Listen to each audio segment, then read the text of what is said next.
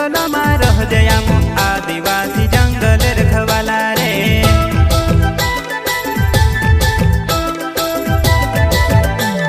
चल जंगल जमीन काज पूजे रे आदिवासी दुनिया ने रखवाला रे। बाप देव खतरी काज पूजे रे आदिवासी सबसे निराला रे।